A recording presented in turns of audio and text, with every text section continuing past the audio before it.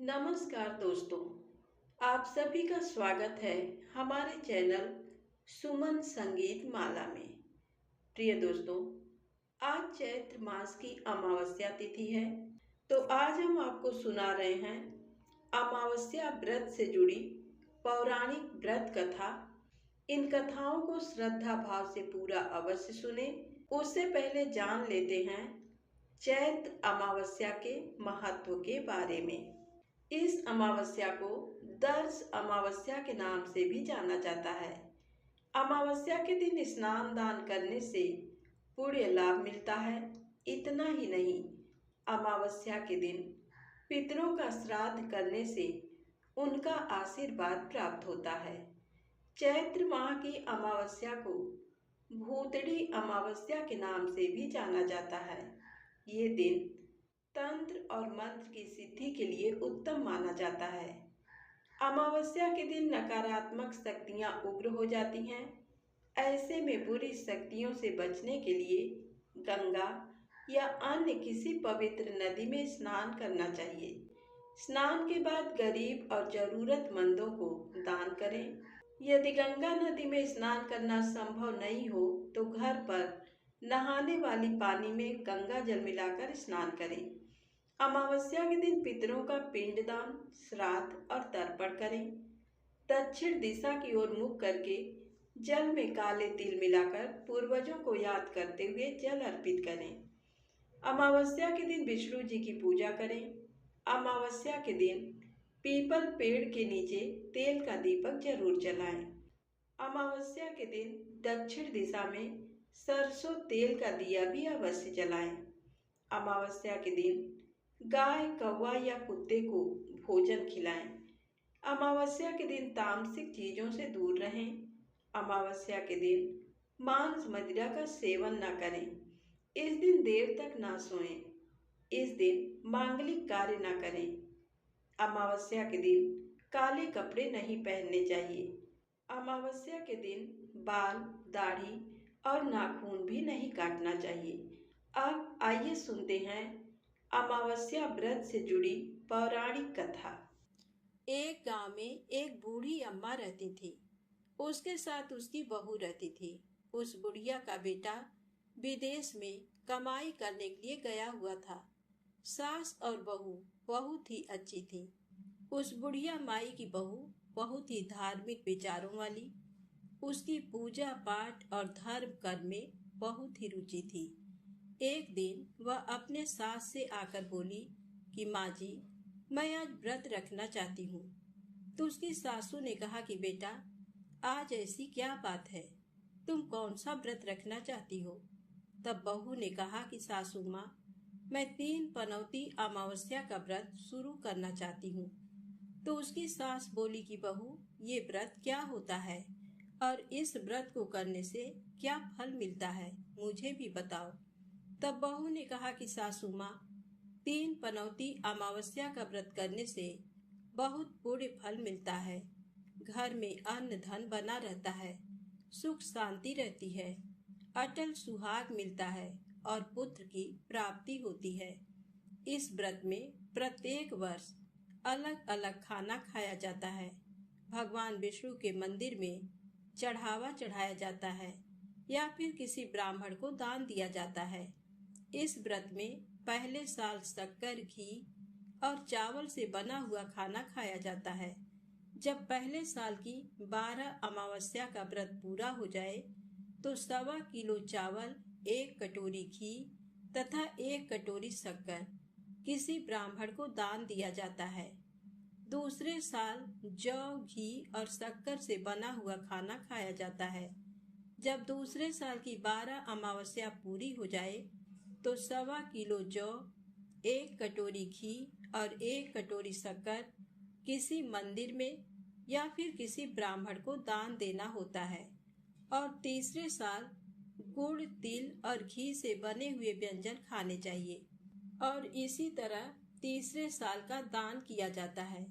इसे 3 पनौती अमावस्या कहा जाता है। लेकिन इसका ये नियम है कि अगर हम एक बार संकल्प ले लेते हैं तो इसे पूरा करना जरूरी होता है। इन व्रतों को बीच में नहीं छोड़ा जाता। तो व्रत का सारा विधान जानकर उसकी सासू ने कहा कि बेटा, मेरी तो उम्र हो गई है, लेकिन तुम इस व्रत को श्रद्धा पूर्वक करो। तो अपने सास की आज्ञा पाकर बहू बड़ी खुशी से अमावस्या का व्रत शुरू कर देती है। उसके तीसरे साल के व्रत पूरे होने वाले होते हैं तो बहू का एक दिन अमावस्या का व्रत था और सास बहू दोनों मंदिर पर गई थी। उस दिन मंदिर पर भोज का आयोजन किया गया था। तो बहू ने किसी के कहने पर वहां पर रोटी खा ली और अपना व्रत भंग कर लिया। इससे अमावस्या माता नाराज हो गई, जिससे सास बहू में रोजाना आए दिन झगड़े होने लगे। जो सास बहू इतने प्यार से रहती थी, उनके बीच में रोजाना जोर जोर से लड़ाइयाँ होने लगी। ये सब देखकर गांव वाले भी हैरान हो गए कि ये सब क्या हो गया। एक दिन सास बहू की लड़ाई बढ़ते बढ़ते इतनी बढ़ गई कि मरने मारने की नौबत आ गई। तभी अड़ोस पड़ोस के लोग वहां पर इकट्ठे हो गए और बुढ़िया माई से पूछने लगे कि क्या बात हो गई, तुम दोनों के बीच रोजाना इस तरह से झगड़ा क्यों होता है। तो वह बुढ़िया माई बोली कि ये जब से मेरे घर में बहू बनकर आई है, तब से हमारे घर की तो लक्ष्मी ही चली गई हैं। ये हमारे लिए बिल्कुल भी शुभ नहीं है। लेकिन ये इस बात को मानने के लिए तैयार नहीं है। तो सास की बात सुनकर बहू बोली कि माँ जी, मेरे आने से आपके घर की लक्ष्मी चली गई हैं, तो आप ही बताओ कि आपकी लक्ष्मी कहाँ गई हैं और मुझे कहाँ मिलेंगी। मैं तुम्हारी लक्ष्मी को जरूर लेकर आऊंगी। तो सास ने कहा कि लक्ष्मी जी तुमको समुंदर के बीच में भगवान विष्णु के पैर दबाते हुए मिलेंगी। तो बहू बोली कि जब तक मैं आपकी लक्ष्मी को लेकर नहीं आऊंगी, तब तक इस घर में पैर भी नहीं रखूंगी। इतना कहकर बहू लक्ष्मी की खोज में घर छोड़कर निकल जाती है और जाने अनजाने रास्तों पर चलती ही जाती है। तो रास्ते में उसे एक गाय मिलती है। वह बहू से पूछती है कि आप कहाँ जा रही हो। तो बहू कहती है कि हे गौ माता, मेरी सासू माँ मुझे कहती हैं कि मेरे आने से उनके घर में अन्न धन की कमी हो गई है और उनके घर के लक्ष्मी चली गई हैं, तो मैं लक्ष्मी को लेने जा रही हूँ। तो गौ माता कहती है कि बेटी, अगर तुम जा रही हो, अगर तुम्हें लक्ष्मी माता और भगवान मिले तो मेरे बारे में भी पूछ लेना। तो बहू बोलती है कि ठीक है गौ माता, बताओ मैं आपके बारे में क्या पूछूं। तो गौ माता कहती हैं कि मेरा जब भी बछड़ा होता है तो वह मर जाता है, जिंदा नहीं रहता। तुम भगवान से पूछना कि मेरे साथ ऐसा क्यों हो रहा है। मैंने ऐसे कौन से कर्म किए हैं जिसकी सजा मुझे इस तरह से मिल रही है।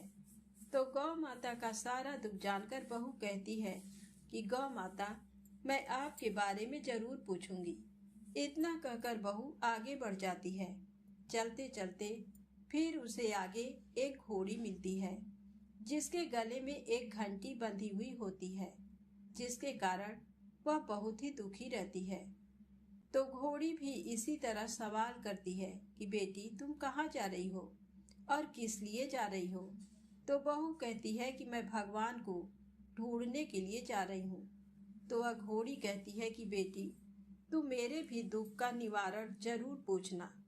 तब बहू कहती है कि जरूर पूछूंगी। ये कहकर बहू आगे बढ़ती है। आगे जाते जाते बहू को एक अंधा और बहरा बुजुर्ग मिलते हैं, जो रास्ते के बीचों बीच बैठे होते हैं। तो बहू सोचती है कि बेचारा रास्ते के बीच में बैठा है, इसे चोट न लग जाए। तो वह पास जाकर कहती है कि बाबा उठो, सड़क के किनारे पर बैठ जाओ, लो मैं तुम्हारी मदद करती हूँ। तो ऐसा कहकर वह उस बुजुर्ग व्यक्ति का हाथ थामकर उसे सड़क के किनारे एक पेड़ के नीचे बैठा देती है। तो वह बूढ़ा आदमी उसको धन्यवाद देता हुआ कहता है कि बेटी, तुम कौन हो और कहाँ से आई हो। तो वह कहती है कि बाबा, मैं भगवान विष्णु और माता लक्ष्मी को ढूंढने के लिए जा रही हूँ। मेरी सास कहती है कि मैं अभागन हूँ, मेरे आने से उनके घर का अन्न धन नष्ट हो गया है, इसीलिए मैं लक्ष्मी की तलाश में जा रही हूँ। तो वह बूढ़ा बाबा कहता है कि बेटी, एक काम करना, अगर तुम्हें भगवान मिले तो मेरे बारे में भी पूछना कि मैंने ऐसे कौन से कर्म किए थे जिसके कारण मैं अंधा हो गया हूँ। तो वह कहती है कि ठीक है बाबा, मैं आपका सवाल भी पूछ लूंगी। जैसे ही वह बूढ़े बाबा से बातचीत करके आगे बढ़ती है तो रास्ते में उसे एक बूढ़ी औरत मिलती है जो हाथ और पैर से अपाहज होती है। वह भी बहू से अपनी समस्या भगवान से पूछने के लिए कहती है। तो बहू उसकी समस्या को भी पूछने के लिए तैयार हो जाती है और आगे चली जाती है। चलते चलते भूख प्यास से बेहाल वह बिल्कुल थक जाती है और एक आम के पेड़ के नीचे बैठ जाती है। तब आम का पेड़ उसे इतना थका हुआ हैरान परेशान देखकर पूछता है कि बेटी, तुम कहाँ से आई हो और कहाँ जा रही हो। तब वह बहू बताती है कि मैं लक्ष्मी को लेने जा रही हूँ। तब वह पेड़ कहता है कि मेरी समस्या भी लक्ष्मी माता से पूछ लेना कि मेरे पेड़ पर आम खट्टे क्यों लगते हैं। तो बहू ने कहा ठीक है। आगे चलते चलते बहू को एक तलाई मिलती है। तो वह भी बहू से कहती है कि बेटा, तुम भगवान से पूछना कि मेरी तलाई का पानी इतना मैला क्यों है। मेरी तलाई का पानी कोई भी मनुष्य नहीं पीता। तो बहू कहती है कि जरूर पूछूंगी। इतना कहकर वह आगे बढ़ जाती है। इस तरह बहुत दिनों तक जंगल में चलते चलते वह बहुत थक जाती है। उसे भूख भी लगी होती है, लेकिन खाने के लिए उसे कुछ भी नहीं मिलता। तो वह भूख और प्यास के कारण बेहोश हो जाती है। उसी समय भगवान विष्णु और माता लक्ष्मी वहां पर विचरण करते हुए आते हैं। तब माता लक्ष्मी जी विष्णु जी से कहती हैं कि हे नाथ, ये आपकी बहुत ही बड़ी भक्तन है, आप इसके दुखों का निवारण करो। तब विष्णु भगवान कहते हैं कि इस संसार में बहुत सारे जीव ऐसे हैं जो बहुत ही दुखी हैं। सारे लोग अपने अपने कर्मों का फल भोग रहे हैं, तो मैं किस किस के दुख का निवारण करूं। तो लक्ष्मी माता विनती करने लगती हैं कि ये बहुत ही भूखी प्यासी है और आपकी सच्ची भक्त भी है। अगर आपने इसे ऐसे ही जंगल में छोड़ दिया तो जंगली जानवर इसे अपना शिकार बना लेंगे। माता लक्ष्मी जी की बात सुनकर भगवान विष्णु एक साधु का वेश धारण करके बहू के पास आते हैं और अपने कमंडल में से पानी का छींटा देकर उसे होश में लाते हैं। बहू के होश में आते ही साधु के वेश में भगवान उससे पूछते हैं कि बेटा, तुम कहाँ से आई हो और कहाँ जा रही हो। तो वह पूरी बात बताती है। उसकी बात सुनकर भगवान विष्णु और माता लक्ष्मी जी अपने असली रूप में प्रकट हो जाते हैं। उनके साथ में अमावस्या माता भी वहां पर आ जाती हैं। तो बहू उनके चरणों में गिरकर रोने लगती है और कहती है कि मुझसे ऐसी कौन सी गलती हो गई है जिसके कारण मैं इस तरह जंगलों में भटकती फिर रही हूँ। तो अमावस्या माता बहू को कहती हैं कि बेटी, तूने मेरे व्रत को खंडित किया है, इसी की सजा तुझे मिली है। लेकिन तुम्हारी सच्ची श्रद्धा देखकर मैं तुम्हें माफ करती हूँ। अब तुम घर जाओ, तुम्हारा घर अन्न धन से संपन्न होगा और तुम्हारी जो झोपड़ी है वह सुंदर महल में बदल जाएगी।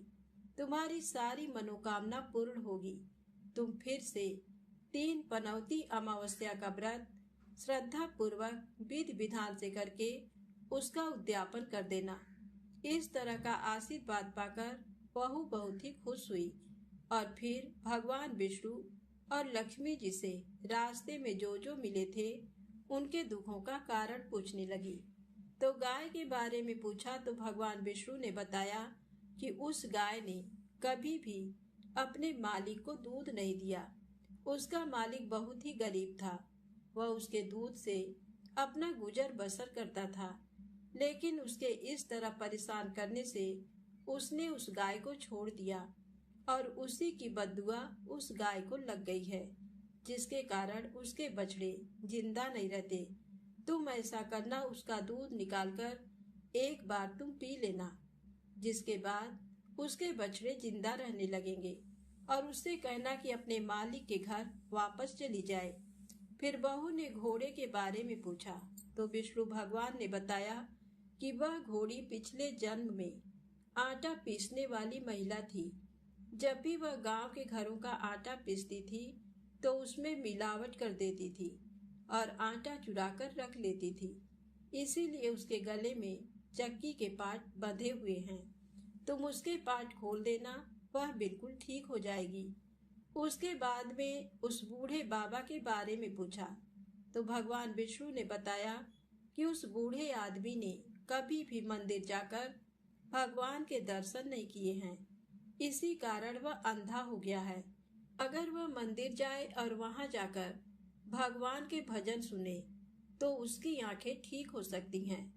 फिर जो पैरों से अपाहिज थी उस बुढ़िया के बारे में पूछा तो भगवान ने बताया कि उस बुढ़िया ने अपनी जवानी में कभी भी दान पुण्य नहीं किया था, इसीलिए उसे ये सजा मिली है।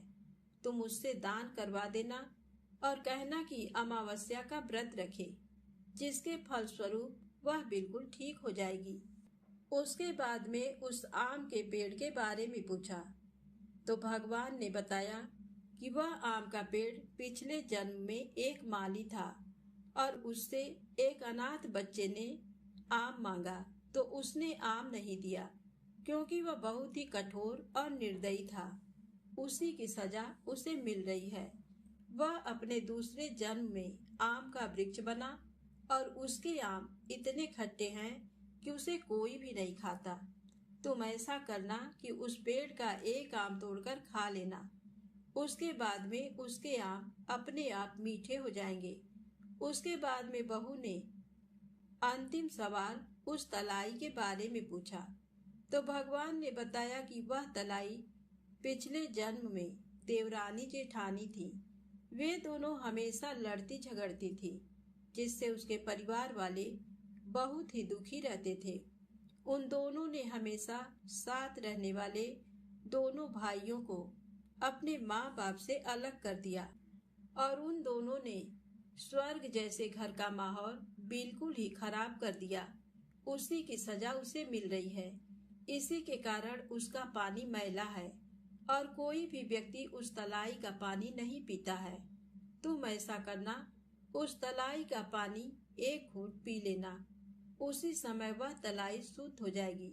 तो इस तरह उन सबके दुखों का निवारण जानकर बहू ने भगवान विष्णु, माता लक्ष्मी जी और अमावस्या माता को प्रणाम किया और अपने घर के लिए चल पड़ी। और रास्ते में जो जो उसे मिला उन सभी को भगवान के द्वारा बताए गए उपाय बताए और उन सब से आशीर्वाद लेते हुए अपने घर पहुंच गई। जैसे ही वह अपने घर पहुंची तो वहां पर जाकर देखती है कि झोपड़ी की जगह बहुत ही सुंदर महल खड़ा था। पूरे घर में अन्न धन भरा था और उसकी सास बड़ी ही बेसब्री से अपनी बहू का इंतजार कर रही थी। जैसे ही बहू ने अपनी सास को देखा तो खुशी के मारे उनसे लिपट गई और कहने लगी कि सासू माँ, आपने सच ही कहा था कि मैं आपके लिए शुभ नहीं हूँ। मेरे आने से आपके घर की लक्ष्मी चली गई और मेरे जाने से आपके घर में लक्ष्मी आ गई हैं। अब मैंने आपके घर की लक्ष्मी ला दी है, अब मैं फिर से जा रही हूँ। तब सासू माँ कहती हैं कि बेटा, तुम ये क्या कह रही हो? तुम्हारी 3 पनौती अमावस्या का फल ही हमें मिला है। तुम यहीं पर रहोगी, मेरे साथ रहोगी, कहीं भी नहीं जाओगी। तो दोनों सास बहू खुशी खुशी रहने लगी और फिर से 3 पनौती अमावस्या का व्रत शुरू करके बहू बड़ी ही श्रद्धा भाव से व्रत रखने लगी। तो अमावस्या माता के आशीर्वाद से उसका पति भी एक दिन विदेश से लौट आया और घर में इतना सारा अन्न धन देकर उसने अपनी माँ से पूछा कि माँ, आपने ऐसा क्या किया जो तुम्हारे पास इतना धन हो गया? मैंने तो सालों तक विदेश में कमाई करने के बाद भी इतना धन नहीं कमा पाया। उसकी माँ बोली कि बेटा, ये तो तुम्हारी बहू की अमावस्या व्रत का फल मिला है हमें। तो वह ये जानकर बहुत ही खुश हुआ। 1 साल बाद उनके घर में सुंदर पुत्र ने जन्म लिया। इस तरह से उस घर के सारे लोग सुखी और संपन्न हो गए। तो प्रेम से बोलो, अमावस्या माता की जय हो, विष्णु भगवान की जय, लक्ष्मी माता की जय।